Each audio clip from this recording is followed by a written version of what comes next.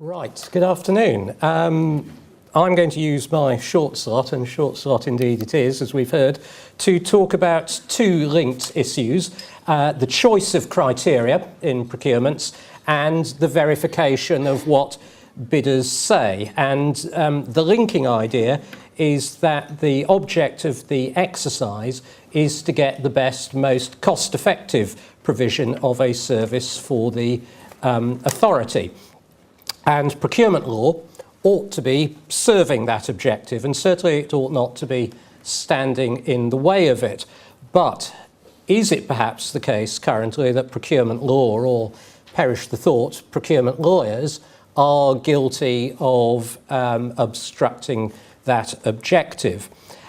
Criteria are required in procurements at three levels. Selection criteria, who is eligible to bid, the minimum requirements of suitability.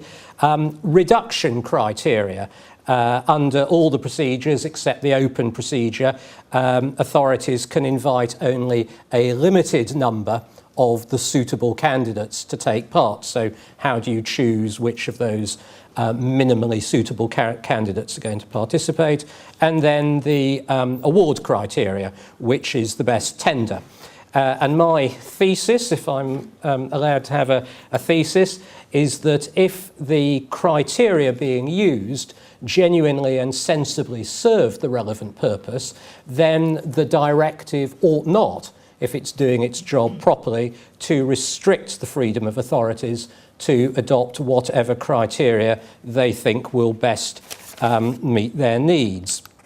Now, Martin says we're not allowed to talk about selection, so I will focus mainly on award criteria and touch only briefly on the others. Selection criteria under Regulation 58, and it's the same in the directive, Article 58, are limited, it says, to the requirements set out in it. However, I read the legislation as allowing a wide choice of the criteria that go to the general issues of suitability when it uses the phrase may require in particular. I don't think that is exclusive of other possible criteria. So far perhaps so good, not too restrictive of choice.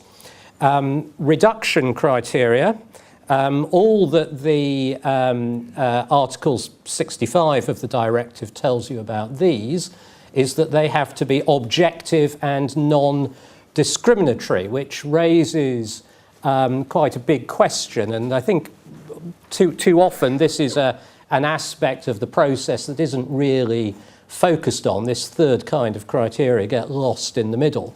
And in particular, do reduction criteria have to be related to the suitability of the bidder? Is it just the selection criteria with knobs on? Or could they, for example, seek to test who is likely to submit the best bid by, for example, asking candidates for their initial ideas about how they might provide the service? Professor Arrowsmith, if you read the new and sadly only as yet half-published edition of her book, is sceptical about the idea that you can use reduction criteria to try and identify who's going to put in the best bid. She may be right, but I'm not so sure that is right, and consistently with the thesis, I think that authorities should have the freedom of action to narrow the field in that way at the outset. Then award criteria, usually the best price-quality ratio, or what we used to call the most economically advantageous tender. Linked, they have to be to the subject matter of the contract. One important constraint under the old regime used to be the European Court's aberrance decision in the Leonakis case, though not so aberrant, it didn't say the same thing in about 3 subsequent cases as well. Leonakis suggested that you were limited in what you could look at the award stage. The court said it's about, in effect, that it's about the bid and not the bidder at that stage, which is fine so far as it goes. But the court then seemed to go further and say that you couldn't take account at the award stage of matters such as the experience of the people who've been doing the job, the manpower that would be deployed, the equipment that would be used. And that was an obvious nonsense, because what could be more important to the quality of performance of most services contracts than those very things? Now, whoops, where's it go? In the new regulation 67.3b, that has been cut back. You can have regards to the organisation, qualification and experience of the staff assigned to the contract, where staff quality can have a significant impact on performance levels. Now, that only talks about one of the things that Leonakis said was off the agenda, namely staffing, but you will notice, if you read the relevant provision, that it says that criteria can include, for example, and I think as a matter of logic, once it's said that you can take account of staff experience where that will affect the quality of performance, then the same should apply equally to all those other things that might potentially have been relevant at the selection stage as well. What about objectivity, subjectivity? There is a doctrine considered, for example, in the Easy Coach case in Northern Ireland, that says the authority can reserve to itself an appropriate measure of discretion, but not an excessive discretion. It has to avoid unrestricted freedom of choice. Now, the reasons for that are pretty obvious to see. There is no transparency and no equality if the criteria are so imprecise and woolly that in effect the authority can give the contract to whoever it likes, regardless of what's in the bid. But I think myself that the cult of objectivity can be overdone, and that there is a real danger that if authorities try and be too objective and too precise and measurable in their criteria, that what you finish up with is awarding the contract not necessarily to the person who's going to provide the best service, but rather to the person who is best at writing tenders and matching their tender to those very precise criteria. There are always pros and cons. We were having an interesting discussion about this over lunch, and clearly one advantage of quite precise criteria is that it may assist the task of people who perhaps are not very experienced in evaluating tenders.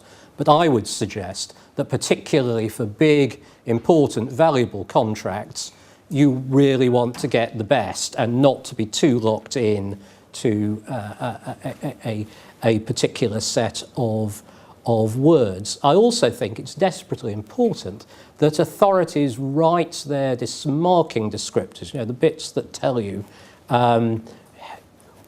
what gets how many marks, in a way which actually assesses the quality of the offer and does not award full marks for example, one sees this all too often, a response that addresses all the elements of the question.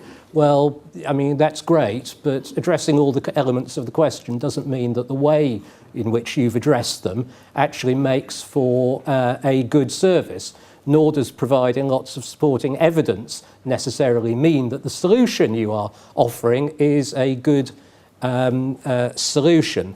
And I think there is a real need to try and write descriptors in a way that gives proper room for the judgment of evaluators and is directed to getting the best offer. Verification, how many minutes have I got? About 2? Okay.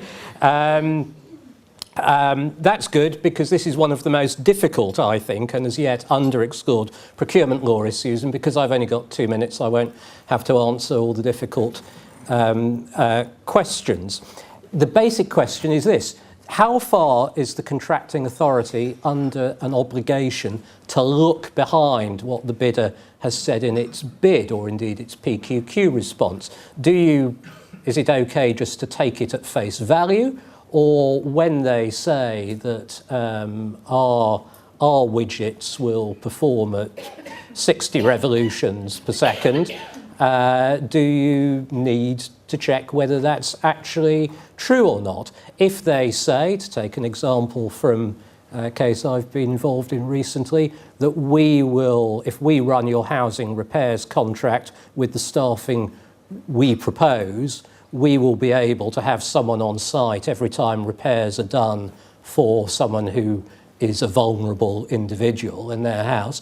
Do you have to ask yourself, can they really achieve this with the resources they're proposing? Or is it sufficient to say, well, that's their promise, that's going to be in the method statement that gets appended to the contract, that's their contractual obligation, and if they don't do it, then they will suffer the contractual consequences. And on that slide, you see that the courts so far have said rather varying things about this. Most recently, in the Wilmot-Dixon case, the one I'm talking about, the Technology and Construction Court said if you've run a PQQ stage, which basically tests whether these people have demonstrated the skills to perform other contracts of this kind, you can broadly assume at the award stage that their normal working practices are efficacious. But we now have in the directive and the regs, Regulation 56.1, you award the contracts on the basis of the award criteria, provided that the authority has verified that, amongst other things, the tender complies with the requirements, conditions and criteria in the contract documents. And the interesting question is how far this is going to impose upon authorities a duty of verification. How are you going to perform that? I mean, if you're contracting the service out as an authority, probably the whole point is that you're not terribly expert in it yourselves. How do you know whether this vehicle does that, and so on? My own view is that a rational state for the law to be in is that authorities should only be under a positive obligation to verify if they have something positively to put them on notice that what's being said in the bid is not accurate. But I think it's very much watch this space on that issue, and that must be 14 minutes or something more. Thank you very much. Thank you. Thank you very much for the time.